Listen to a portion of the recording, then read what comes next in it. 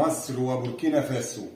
الحقيقة منتخبنا الوطني بقيادة العميد حسام حسن قدر ان هو يدير لقاء مصر وبوركينا فاسو، وخصوصا في الهاف تايم الاولاني بجدارة واقتدار، ولكن في بعض النقاط اللي تؤخذ على الكابتن حسام حسن بعدم بداية الشوط الاول او المباراه بحراسه المرمى لمصطفى شوبير. احنا شفنا بعض الكرات اللي جت على محمد الشناوي، شفنا محمد الشناوي بقاله فتره بعيد عن الملاعب. محمد الشناوي حارس مرمى عملاق وحارس مرمى النادي الاهلي ومنتخب مصر لعده سنوات، ولكن بالحقيقه فعلا بعيد عن فورمه المباريات. يعني شفنا امبارح ما كانش فت، ما كانش بالمستوى المطلوب منه، وهو يسأل عن 80% من الهدف اللي احرز في مرمى منتخبنا الوطني.